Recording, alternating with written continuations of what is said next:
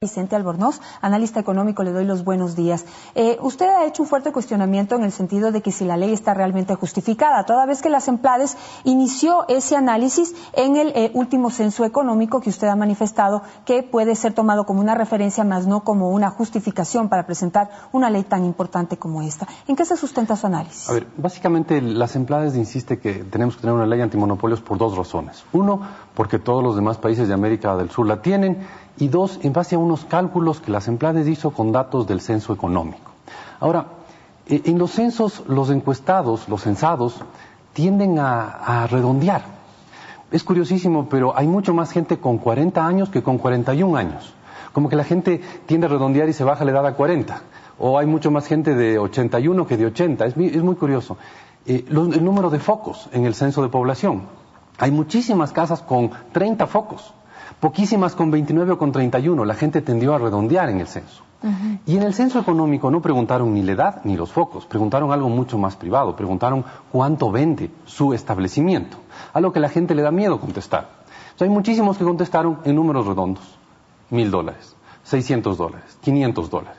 Entonces, veamos, por ejemplo, en el caso de ventas de $599 o de $600 al mes, la probabilidad de que se venda lo uno o lo otro debería ser la misma. Pero hay 4 establecimientos que vendieron $599 y 16,000 establecimientos que vendieron $600 al mes. La gente redondeó. Entonces, los datos del censo económico, que son datos de ventas, de compras, ese tipo de cosas que son números, la gente tiende a redondear a un nivel que ya no me parecen suficientemente confiables los datos como para basarse a proponer una ley como esta.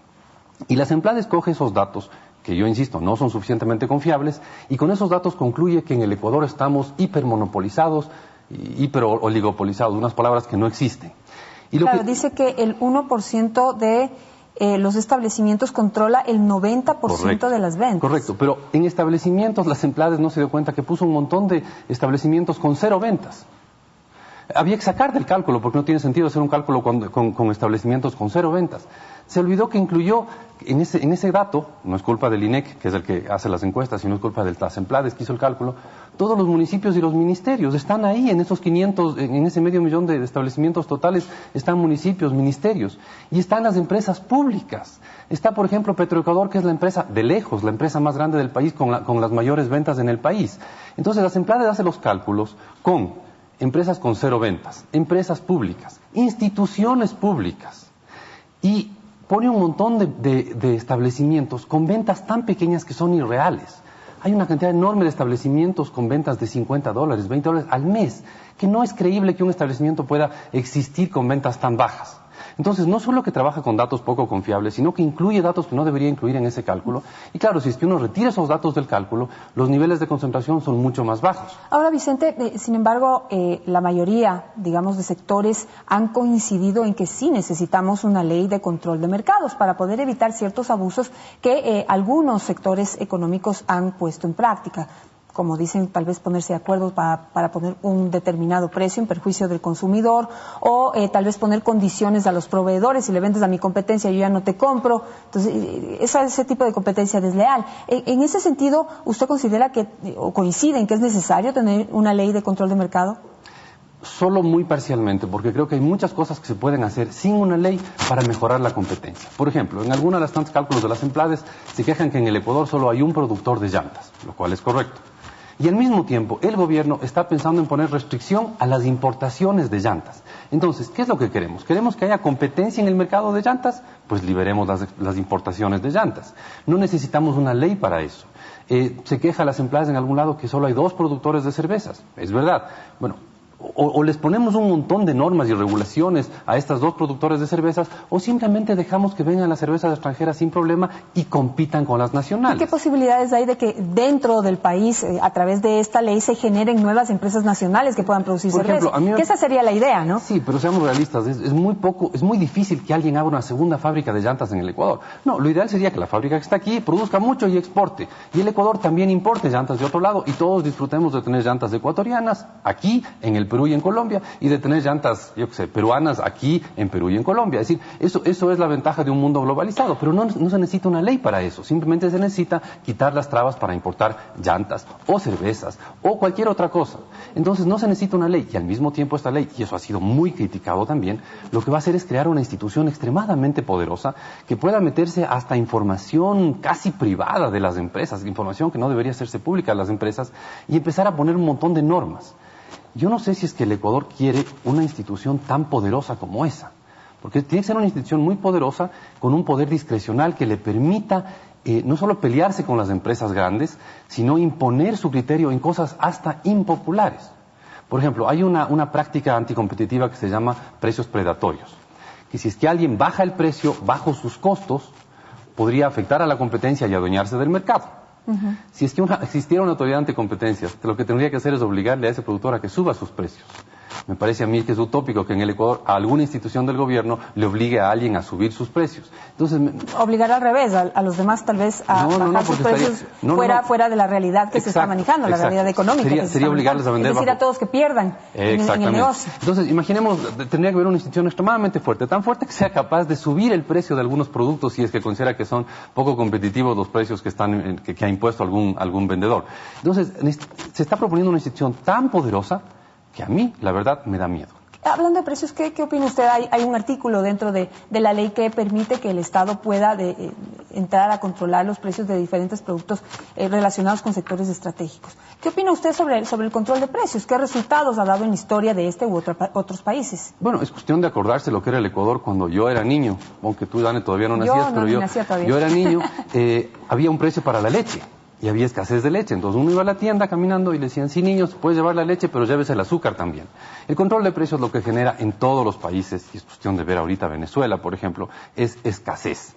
Porque si a usted le dicen, ¿sabe qué? Usted no puede vender el litro de leche en más de tanto, posiblemente usted deja de producir leche, pues así de sencillo, no es tan complicado. Entonces tendrían que además obligarle a producir leche a un precio de menos de tanto, a lo que es ya demasiado difícil. Entonces a mí me parece que fijar precios es una de esas ilusiones ideológicas que tiene mucha gente que está en el gobierno, pero que al final en la realidad económica acaban haciendo daño. En Venezuela es cuestión de ver la escasez que hay de todo. Leche, pan, electricidad, pollo, todo eso no hay simplemente en Venezuela porque hay precios fijos. Pero, por ejemplo, está prohibido, hay un precio para la leche, no hay leche. ¿Qué hacen los productores de leche? Producen queso. Entonces, queso sí hay, pero no hay leche. Entonces, esas cosas me parecen a mí dañinas. Entonces, yo creo que el Ecuador, primero, no necesitaba una ley urgente. Esa ley de control de monopolios es una ley urgente y tiene que aprobarse, si no me equivoco, en los próximos 4 o 5 días. Así es. Es el plazo, sí, exacto. Entonces, primero, no necesitábamos una ley urgente para algo tan complicado. Y luego hay un montón de otros pasos, pero muchísimas cosas que pueden hacerse para romper con los monopolios que ya existen sin una ley antimonopolios. Un par de ejemplos. El IES. Todos estamos obligados a afiliarnos al IES y el IES es un monopolio. Y esta ley no le va a tocar, pero ni en una letra, a ese monopolio del IES, al que todos tenemos la obligación legal de afiliarnos. El SOAT. El SOAT es un producto con un precio fijado. Ahí no hay competencia. El nivel de competencia en la venta del SOAT es 0. Entonces, estoy dando simplemente ejemplos de cosas donde no hay competencia y donde esta ley no va a cambiar nada. Serían otras leyes y otras decisiones, incluso decisiones administrativas del gobierno, las que podrían cambiar la realidad. Bueno, usted, me imagino que contra usted fueron las declaraciones que el miércoles pasado dio uno de los representantes de las EMPLADES, uno de los subsecretarios de las EMPLADES, que dijo que había ciertos sectores que estaban promoviendo la no existencia de una ley. ¿Se ratificaría usted en ello? Sí, a mí me parece que esta ley no es urgente y que hay muchísimas otras cosas que podrían liberalizar la economía y hacer que haya más competencia.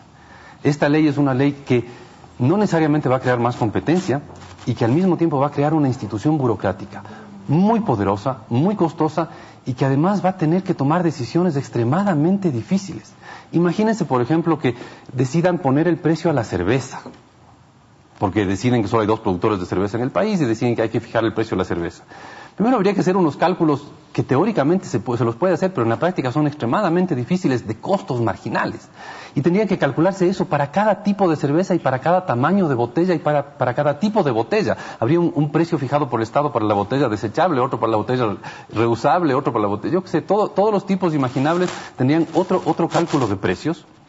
Y se imagina usted las presiones que habría para que eso sea más abajo por un lado o más arriba por otro, y los incentivos para corrupción que habría para eso.